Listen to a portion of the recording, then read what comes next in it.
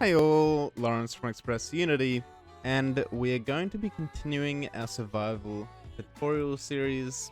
In our last series, we ended up getting just some basic parts of our island generation working, and in this video, we will be continuing that and hopefully finishing off a majority of the spawning process.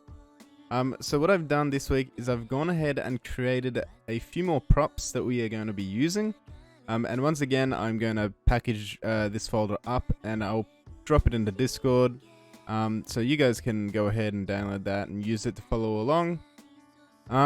So the first thing we're going to do is basically fix up all these models. So I don't know why, but the new version of Blender ends up just exporting all these materials as, what do you call it? Just like a transparent material, and it's not really what we want. I'm not sure if it's something to do with me exporting it wrong, but regardless, it's pretty simple to fix. Basically, just drag out the model that you want to fix into the scene. Then right-click the material that it has, and then just go create material preset. That will be created inside the folder where it is, and then you just fix up the material inside of here. So just remove any transparency, and then drag that new material onto that object. So I'm just gonna go and do this for all of them. This one seems okay. So we'll do the same for this. So just remove the transparency, drag the new material on, and we'll go for the rock 2. Right click, create material preset, remove the transparency, drag the new material onto that. Now we've got our trees. Now, this first tree is going to take a little bit of a different approach. So I wanted this tree to be kind of special, maybe give more resources, maybe a random drop of something like an apple. So we've got a glow, and then we've got our two bases. So the brown one is obviously our bark, then the green is our leaves, and then this white one is our glow. So we just drag our green onto the outer edge of the cubes, and that bark one onto the main area of the tree. That will fix up that. And now with our glow, what we want, maybe a greenish glow, so greenish yellowy glow. So change the color to a fairly green, almost yellow color, and then we want to give it some emission and try and change it to the same. And we'll just drop that onto there. And if we see it, okay. We'll have to just wait till we are inside the game to test if that's working correctly. But yeah, that's basically what we want to do for that. So that's all good. And now we have our second tree. This one's just normal. So we just got our bark and then our leaves. So again, disable transparency. Drag our leaf texture onto that. And our bark onto the bottom. And that should be it. We've got our grass, we've got our 2 rocks, and our 2 trees. So now what we're going to do is we will just generate some basic mesh colliders onto them, and we'll make them convex. And then what we also are going to do is create a photon view for them. And that should be it. Okay, so now let's just go to the resources and let's just drag and drop them one by one, creating an original variant of them.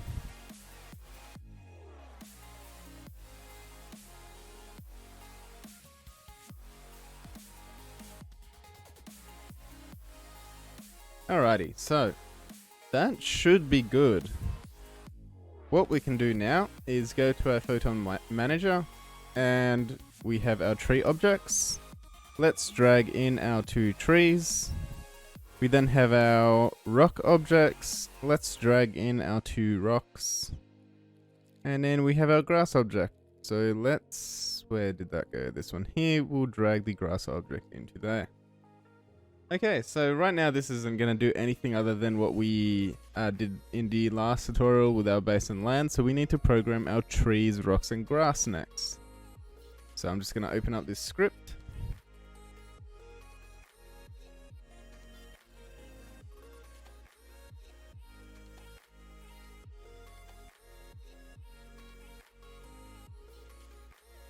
Alright, so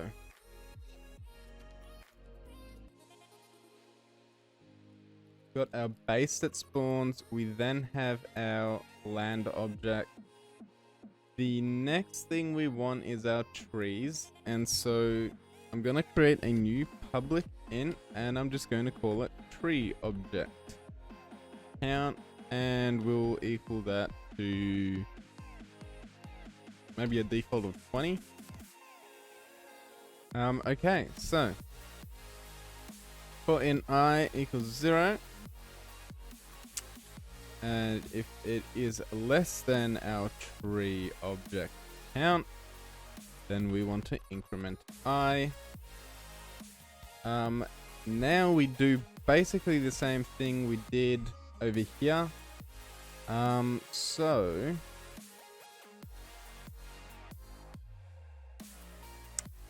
we can basically copy this entire thing here, I reckon. So we have our land offset. Let's just rename this and call it tree offset. Vertigo down, out, hit. That's all good. This is now going to be our tree objects.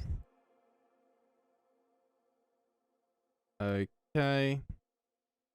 I've fixed the origin points for the trees, so we shouldn't need to offset the Y at all.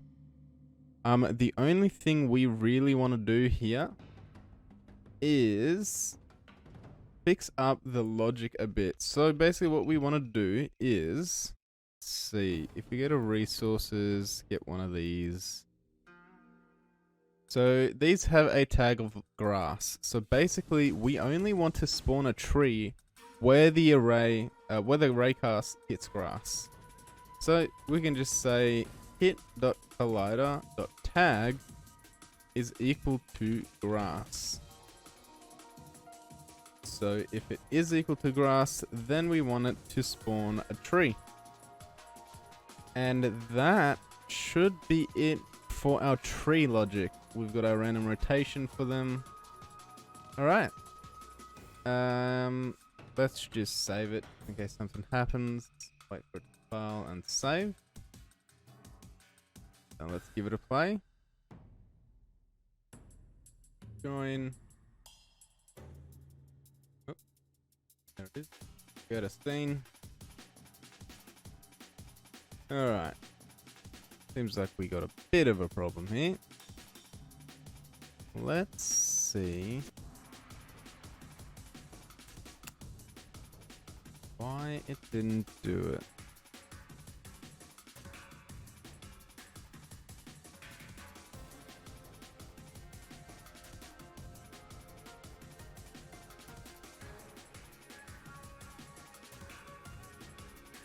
Was my tag wrong?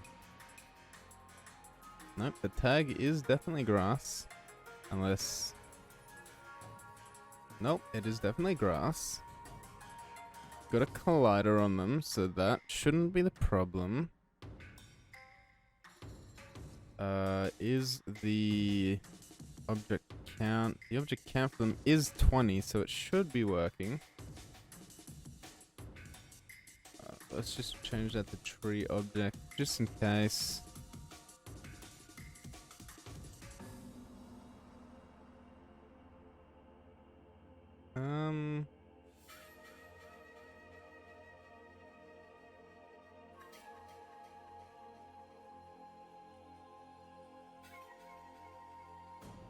simplest way is to debug. So let's debug. Oops. Let's debug.log, and we'll call this free raycast. And then in here we will say free raycast. Oh, we'll just say tree spawn. Okay, so let's try that again. Could have just been that literally all of those 20 raycasts didn't hit a single point. Yeah, I think that was probably what was going on. Okay, so it looks like we've got a bit of a problem with the rotation for one of them. So that's kind of annoying. Okay, so let's do this. So for this tree here, we are going to create a new empty, and we are just going to call this tree holder. And we're going to drag that tree onto there. And then we are going to just reset the, well, okay. We just want to reset the position. And that should be good for that. We also now want to remove the photon view and then put the photon view onto the main object here.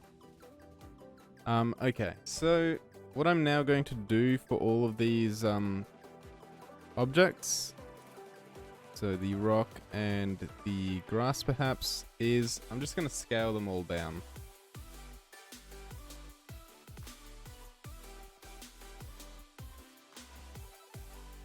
Maybe like that. And then we can just go ahead and apply for those ones. And then for this one, I'm going to delete that tree. And then I'll just drag it back in so it create... Whoa. What did it do? Alright. Drag it back in. Okay, so... now we just need to go ahead and drag the missing tree to there. So let's just go see how that looks.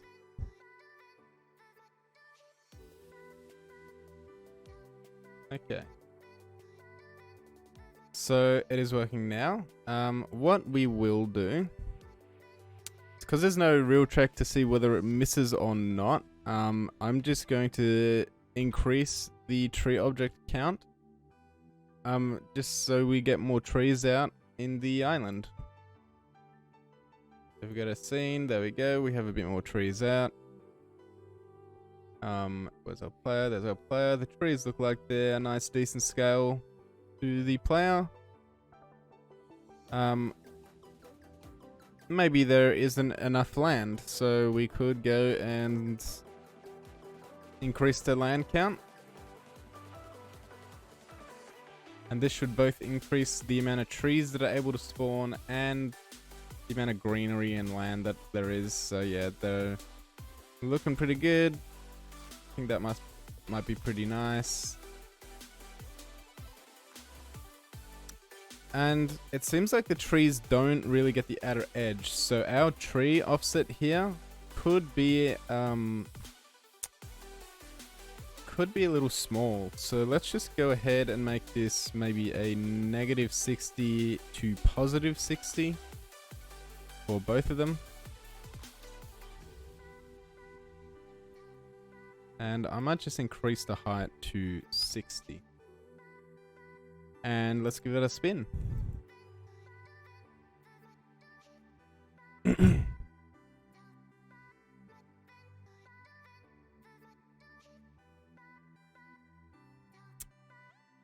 Okay. So it is reaching the outer edge now, but now that there's more space, for it to basically randomly raycast, we may need to increase the tree count. So let's just go for a tree count of 100.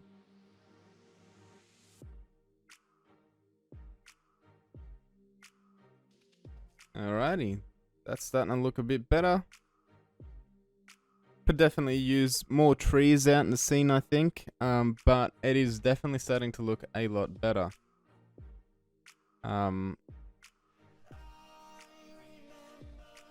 That. Think we still have a problem with, let's see here.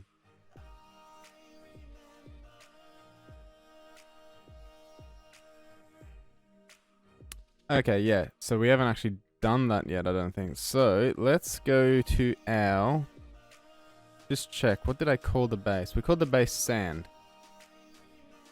So what I want to do is basically the same thing as we did for the tree. We want to make sure that the tag for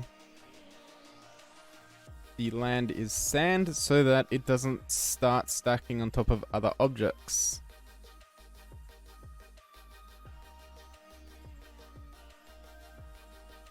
So now we should get some terrain that's starting to look a bit better. We're not seeing any of the land chunks stack on top of each other. That's starting to look pretty good. And what I might do now as well is I think I will increase this to 60 now. And in fact, we might not even need to do 60 because the land themselves are pretty large. We could get away with just getting the effective range to 50. And that might work for us just as well.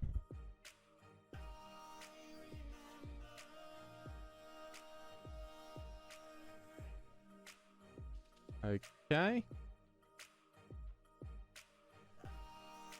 It is definitely more spread out. Just trying to think. Basically, at this point, you know, it's just all about tweaking these variables. You might have something completely different to the values that I have here. It's really down to personal preference on how you set these.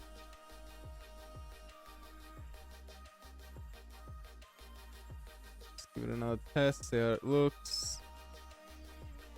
You know, it's not bad.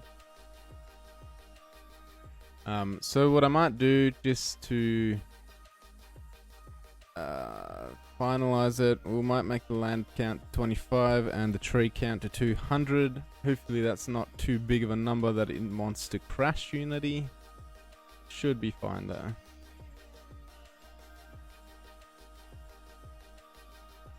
Okay.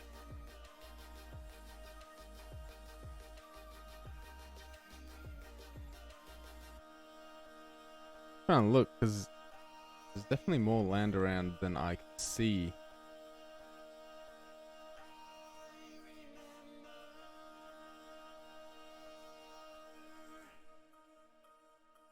Huh. Guess not. Yeah. It's getting there. What we could do again is just resize the land masses so they're a bit bigger, but I mean it's starting to look decent-ish. So now what we can do is we have our... What's next in our list? I think it was grass? No, our rocks. Okay, so the rocks are really simple because we can get them to go anywhere, so we don't need any logic for those. We can just say public int rock object count, and we could make the default 50. And we can just again copy and paste one of these because it's very similar. And instead of tree object count, we make it rock object count, and I'm just gonna rename these to rock.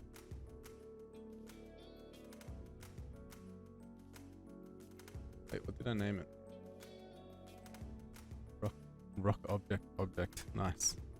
Rock object count is what we want. So that should remove that error. Again, we can remove that if. And then we just basically want to instantiate our rock objects, get the range of our rock objects, And I believe that should be it. Also just rename this to rock object. Alrighty, that's great. So we should be able to just wait for the value here, set to 50. So now our rock objects should spawn around the map. Okay, there they are. Now that the rocks have spawned, it does give you a little bit to visualize on how large a number we have selected. So maybe 60 is too large. So let's just stick with 40 and see how that goes.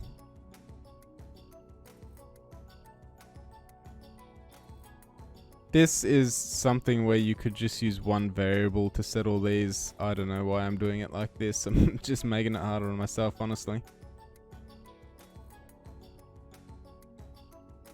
Alright, let's give that a spin.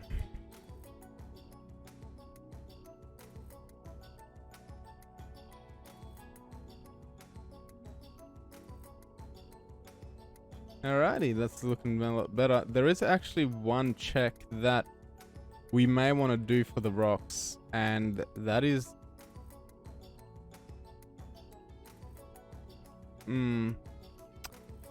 basically, okay, there is a check that we do want to do. Basically, we want the rocks to only spawn on the sand and land. So basically just to stop it from spawning on top of trees. So what we can do here is just again copy the if statement over here.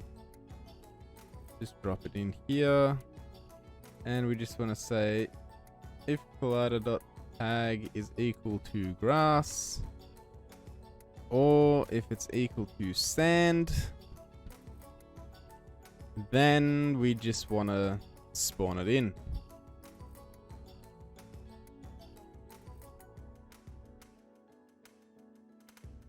Alrighty, there it is. It's now starting to look a lot better.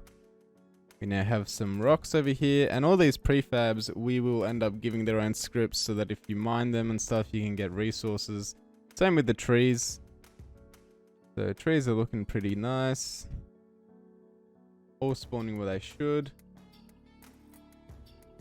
I feel like, however, our have we actually added post-processing? I can't remember if we did. Let me see. Do we have it? No, we don't. Okay, so let's go to our package manager and go to, there it is, post-processing, and we just want to install that onto our project. This may take a little bit depending on your internet speed and computer speed. It needs to download first and then it needs to install onto the system.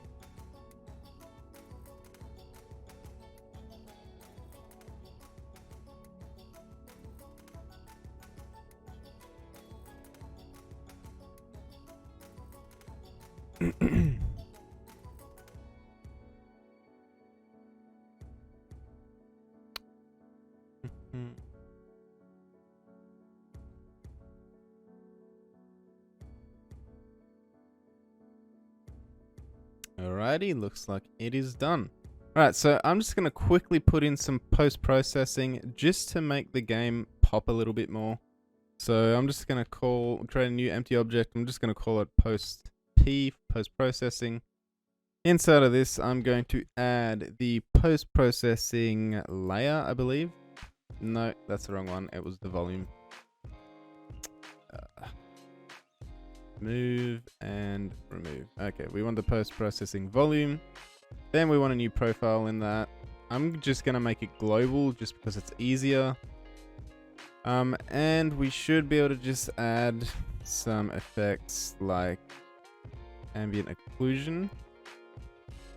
Let's just make this intensity a little bit. And we will also add some bloom. Enable the intensity. We have no the lobby camera actually. Yes.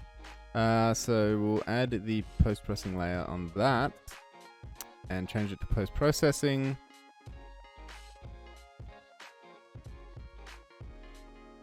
So that should be good for that. All right.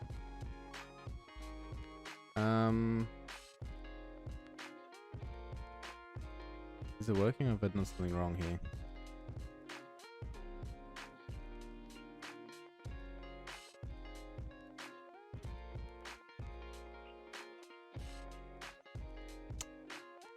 What have I done here?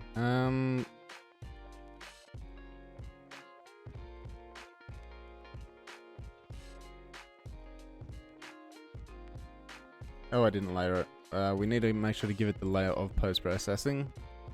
Okay, so now we can see that changing these will dramatically affect it. So I don't want it to be that high. And I think that should be it for just some basic post-processing. I'm just gonna run the game just so we can actually test it out.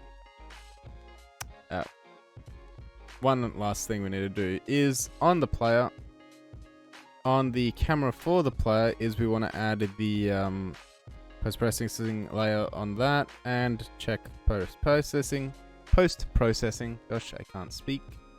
And then just apply that and disable that player.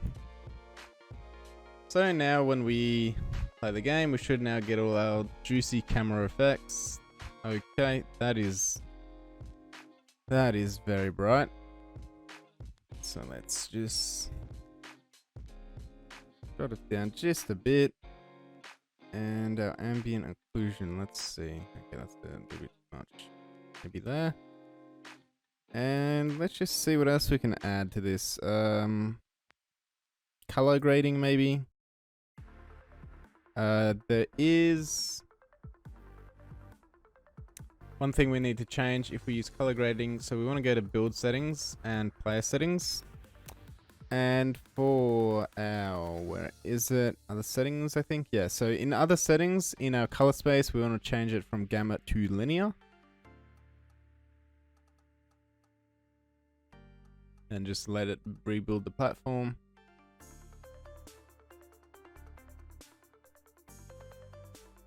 Alrighty, so let's just go back into the game and just edit our post-processing in the game so that we can actually see what we're doing. You can immediately see that changing the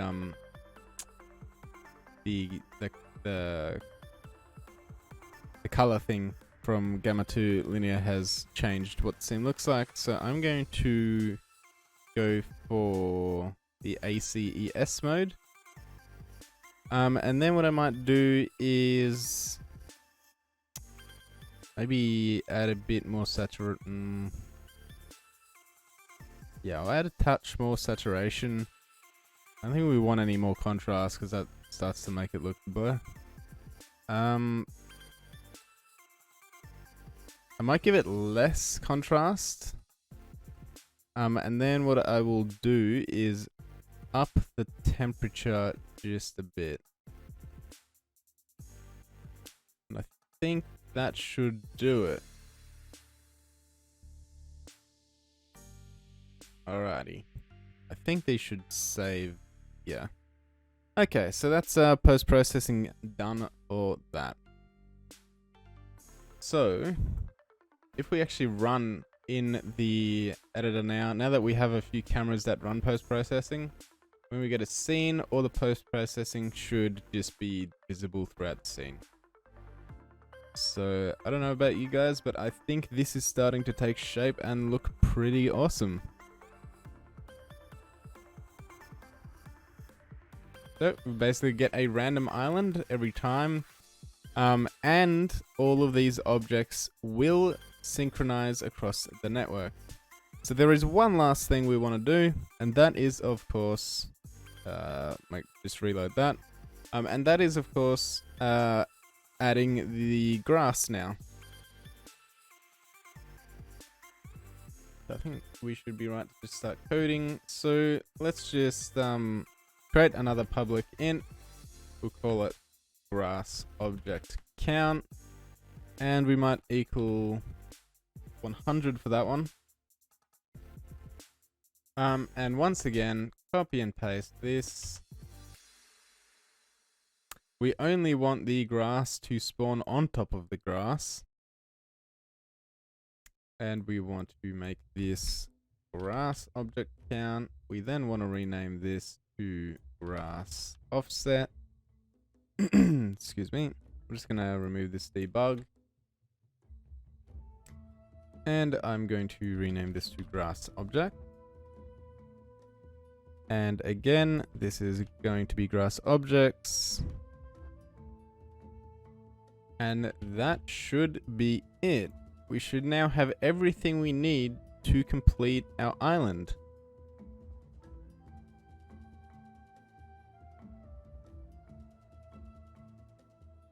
Yep, there's a little grass there now. Isn't it cute? Okay, so we do have a little bit of our grass spawning. Again, it's completely random. There's no real logic onto it.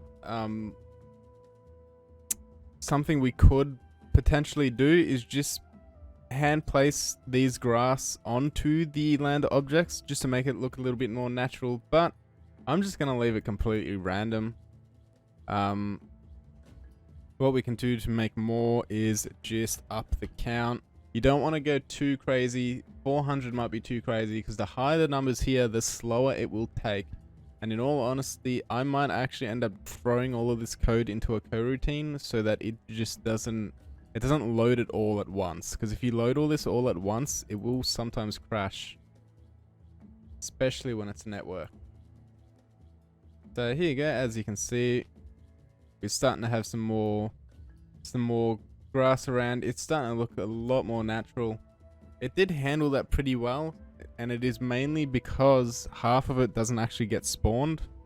So I'm going to be a little bit greedy here. I'm going to go for a cool 1000. I'm going to pray. I'm going to pray that it doesn't crash.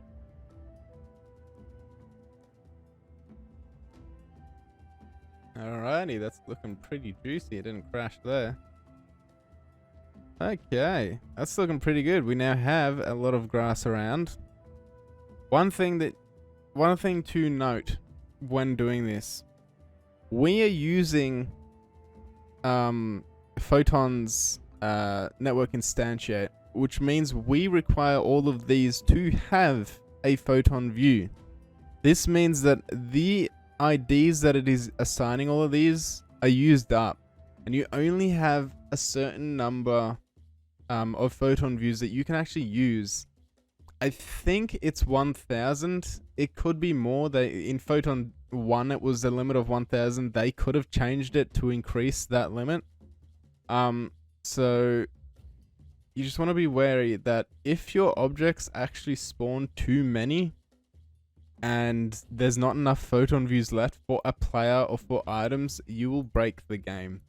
So what I'm doing right now isn't really the correct way you should go about spawning something like this, but it is the easiest way to synchronize something like this. And right now, we're just in it for fun, you know? I'm having a great deal of fun programming this. Hopefully you guys are as well. Hopefully I'm teaching you a little bit about Photon and what it's capable of. But there are always limitations, especially when doing things like this. But I mean, it's looking pretty stunning right now. You've got our trees, we've got our grass, we've got our rocks that are scattered around. You can actually see, because what happens, right, is our trees, we go from our land spawning first, then our base, then our land. And then our trees spawn, and then our rocks. And because of that, we don't actually have much room for our rocks to spawn on the land. Although they do, there's not really much that you can see. But because there is plenty of room here, they will spawn a lot more along like the beach area. So it kind of just makes it more natural feeling that in the more desolate areas, there would be more rocks. So it is starting to look really nice.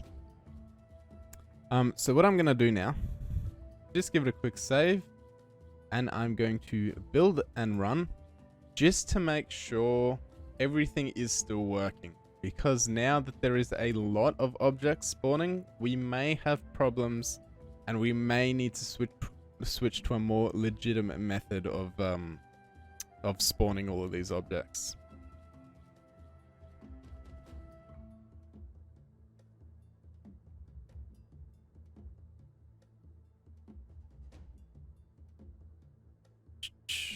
Oh, yeah, now that we have post-processing enabled, compiling is also going to take a little bit longer.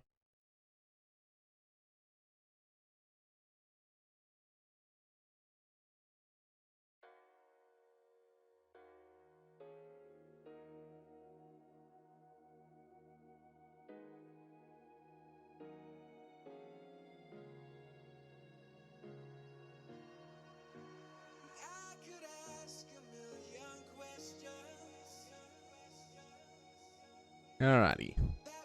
Now for the moment of truth.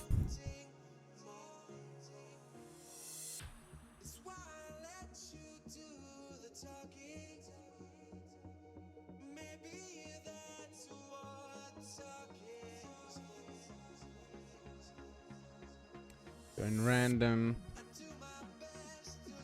Okay. Let's maybe look about there. Alright, here comes. Try and get as close with our poorly designed movement. Try and get. There it is. I mean, it's pretty nice. Everything's syncing. We're not getting many errors. Maybe a maximum of 10 to 15 players. The map isn't that big, but you know, if we look over here, yeah, it's all very similar. Everything looks like it is in exactly the same position on both clients. Doesn't look like we are getting any errors at all.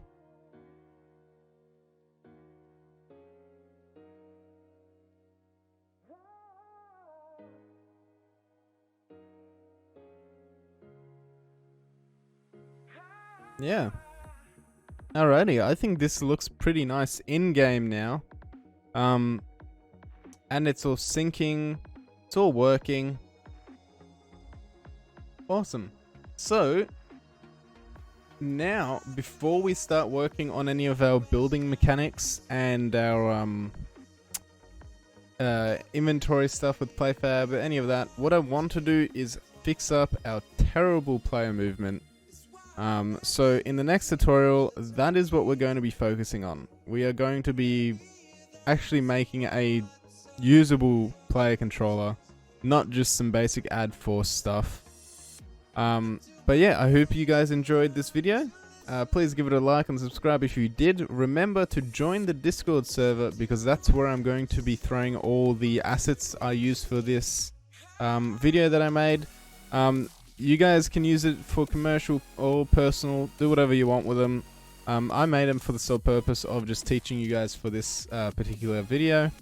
But yeah, you guys can use them for whatever you want. If you do use them for a commercial project, I would love to see what you guys make with it.